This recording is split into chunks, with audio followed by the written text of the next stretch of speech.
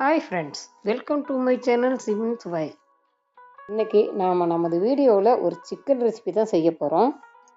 இப்போது தான் சமைக்க ஆரம்பிக்கிறவங்க கூட இந்த ரெசிபியை ஈஸியாக செய்யலாம். ரெசிபி எப்படி செய்கிறதுன்னு வீடியோக்குள்ளே போய் பார்க்கலாங்களா? இந்த வீடியோவுக்கு ஒரு லைக் கொடுத்துட்டு சப்ஸ்கிரைப் பண்ணிவிட்டு கூடவே பெல் சிம்பிளையும் கிளிக் பண்ணிக்கோங்க. நான் இந்த ரெசிபி செய்கிறதுக்கு 1.5 கிலோ சிக்கன் விங்ஸ் வாங்கி வச்சுக்கிட்டேங்க. எவ்வளோ அளவு சமைக்கிறீங்களோ அந்த அளவுக்கு நீங்கள் பொருளை கூட்டி குறைச்சி எடுத்துக்கலாம். சிக்கன் விங்ஸை தண்ணீர் ஊற்றி 2 to 3 முறை நல்லா கழுவி எடுத்துக்கலாம். தண்ணீர் ஊற்றி கழுவிட்டு நல்லா தண்ணியை நல்லா சுத்தமாக வடித்து எடுத்துடலாம். சிக்கன் ட்ரை ஆகிற வரையிலும் ஒரு 10 நிமிஷம் அப்படியே விட்டுடலாம். 1/4 டீஸ்பூன் அளவுக்கு மஞ்சள் தூள் சேர்த்துக்கலாம். டீஸ்பூன் அளவுக்கு உப்பு தூள் சேர்த்துக்கலாம். டீஸ்பூன் அளவுக்கு மிளகாய் தூள் சேர்த்துக்கலாம். எவ்வளவு காரம் தேவையோ அந்த அளவுக்கு மிளகாய்த்தூளை கூட்டி குறைச்சி சேர்த்துக்கலாம். 1 டீஸ்பூன் அளவுக்கு மிளகுத்தூள் சேர்த்துக்கலாம். 2 டேபிள் ஸ்பூன் அளவுக்கு தயிர் சேர்த்துக்கலாம். அது சிக்கனுக்கு தேவையான எல்லா பொருட்களையும் சேர்த்தாச்சு. சேர்த்த மசாலா பொருட்கள் சிக்கனுடன் நன்கு கலந்து வருமாறு நல்லா கலந்து விட்டுக்கலாம். அதுபோல் சிக்கனை 5 நிமிஷம் நல்லா கலந்து விட்டுக்கணும். அப்பொழுதுதான் சேர்த்த மசாலா சிக்கனுடன் கலந்து வரும். கலந்து விட்ட பிறகு சிக்கனை நான் 15 நிமிஷம் நல்லா ஊற விட்டுக்கிட்டேன். 3 பெரிய வெங்காயத்தை பொடியாக நறுக்கி எடுத்து வச்சுக்கிட்டேன். ஒரு பெரிய பழுத்த தக்காளி கூடவே 4 பச்சை மிளகாய் எடுத்து வச்சுக்கிட்டேன். இது கூடவே அரை கைப்பிடி அளவு கொத்தமல்லி இலை எடுத்து வச்சுக்கிட்டேன். கூடவே 200 ml தேங்காய் பாலும் 2 டேபிள் ஸ்பூன் இஞ்சி பூண்டு விழுதையும் எடுத்து வச்சுக்கிட்டேன். 1 டேபிள் ஸ்பூன் அளவுக்கு கொத்தமல்லி தூள், 1 டேபிள் ஸ்பூன் அளவுக்கு சிக்கன் மசாலா, 2 டீஸ்பூன் அளவுக்கு கரம் மசாலா, 1 டீஸ்பூன் அளவுக்கு மிளகுத்தூளையும் நான் எடுத்து வச்சுக்கிட்டேன். கூடவே 3 டேபிள் ஸ்பூன் அளவுக்கு எண்ணெய் எடுத்து வச்சுக்கிட்டேன். 1 டீஸ்பூன் அளவுக்கு மஞ்சள் தூள், தேவையான அளவு உப்பு தூளும் எடுத்து வச்சுக்கிட்டேன். கூடவே 1 பிரிஞ்சி இலை, 4 கிராம்பு, 2 பட்டை, 1 அனாசிப்பூ எடுத்து வச்சுக்கிட்டேன். கூடவே அரை டீஸ்பூன் அளவுக்கு சோம்பு எடுத்து வச்சுக்கிட்டேன். இப்போ பற்ற வச்சு 1.5 கிலோ சிக்கன் வேகிற அளவுக்கு ஒரு பெரிய பாத்திரம் எடுத்து வச்சுக்கிட்டேன். பாத்திரம் நன்கு சூடான பிறகு 3 டேபிள் ஸ்பூன் அளவுக்கு எண்ணெய் சேர்த்துக்கிட்டேன். எண்ணெய் நல்லா சூடாகி வந்துருச்சு. அரை டீஸ்பூன் அளவுக்கு சோம்பு சேர்த்துக்கிட்டேன். சோம்பு நல்லா பொரிஞ்சு வந்துருச்சு. 1 பிரிஞ்சி இலை சேர்த்துக்கிட்டேன். எடுத்து வச்சுருந்த பட்டை, கிராம்பு, அன்னாசிப்பூ சேர்த்துக்கிட்டேன். பட்டை வகைகள் லேசான வாசம் வந்த பிறகு 4 பச்சை மிளகாய் சேர்த்துக்கிட்டேன். சேர்த்த பிறகு பொடியாக நறுக்கி வச்ச பெரிய வெங்காயத்தை சேர்த்துக்கிட்டேன். பெரிய வெங்காயம் சேர்த்த பிறகு வெங்காயம் நல்லா வதங்கி வெந்து வரும் வரை நல்லா வதக்கிட்டேன். வெங்காயம் நல்லா வதங்கி வெந்து வந்துருச்சு. வெங்காயத்தை வதக்கும் போது வெங்காயம் நல்லா வெந்து நல்லா கொலகொலப்பாக மாறி வரும் வரை வதக்கிக்கணும். 1 டீஸ்பூன் அளவுக்கு மஞ்சள் தூள் சேர்த்துக்கலாம். கிரேவிக்கு தேவையான அளவு உப்பு சேர்த்துக்கலாம். உப்பு சேர்க்கும்போது குறைவாக சேர்த்துக்குங்க, அதிகமாக சேர்த்துறாதீங்க. முதல்லையே சிக்கன் ஊற வைக்கிறதுக்காக உப்பு சேர்த்துருக்குறோம். எடுத்து வச்ச ஒரு பெரிய தக்காளியை நான் பொடியை கட் பண்ணி சேர்த்துக்கிட்டேன். தக்காளி சேர்த்துட்டு நல்லா குழைந்து வரும் வரை நல்லா வதக்கிக்கணும். நாம் சேர்த்த தக்காளி கூழ் பதமாக வதங்கி வரணும். அந்த அளவுக்கு நம்ம நல்லா வதக்கி விட்டுக்கணும். நம்ம அரைச்சி சேர்க்குறத விட கூழ் பதமாக வதக்கி விடும்போது டேஸ்ட் நல்லா கிடைக்கும். இப்போது எடுத்து வச்சு 2 டேபிள் ஸ்பூன் இஞ்சி பூண்டு விழுதையும் சேர்த்துக்கலாம். பூண்டு விழுது சேர்த்துட்டு நல்லா பச்சை வாசனை போக வரையும் நல்லா வதக்கிக்கலாம்.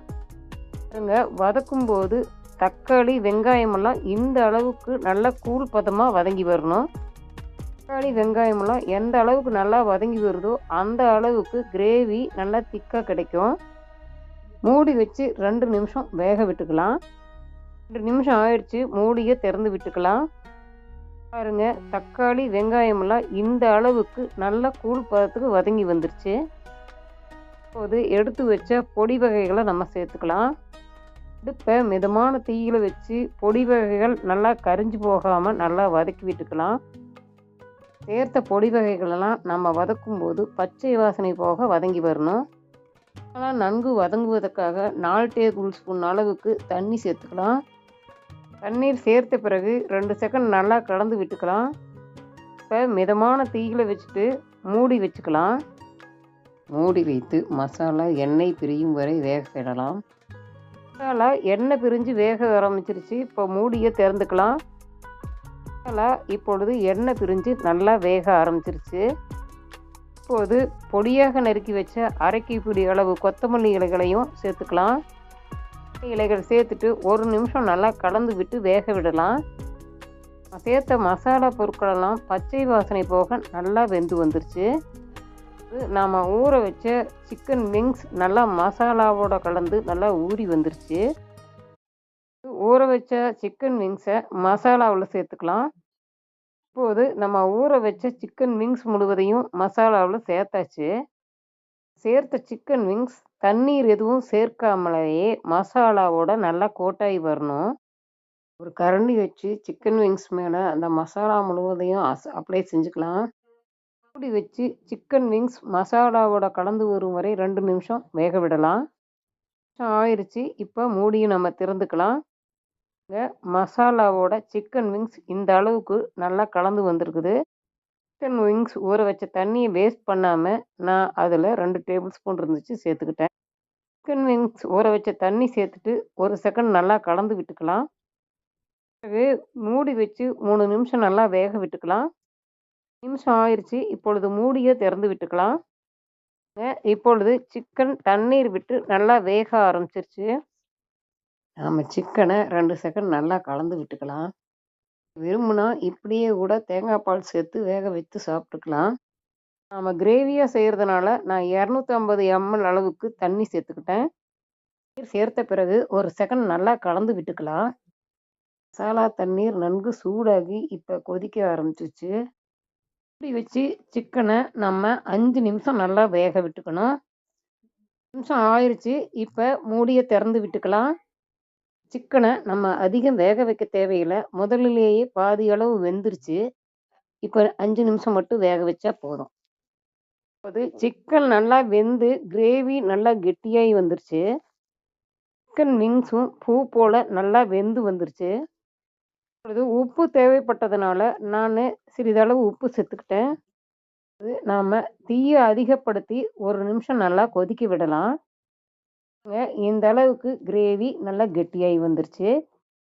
நம்ம எடுத்து வச்ச 200 ml தேங்காய் பாலையும் சேர்த்துக்கலாம். தேங்காய் பால் சேர்த்துட்டு 2 செகண்ட் நல்லா கலந்து விட்டுக்கலாம்.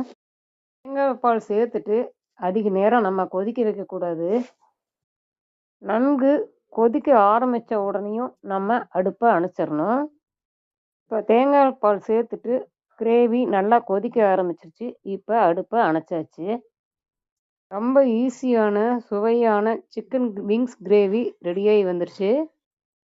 சுலபமான முறையில் மிகச்சுவையான சிக்கன் கிரேவியை ஒரு முறை நீங்களும் செஞ்சு பாருங்கள்.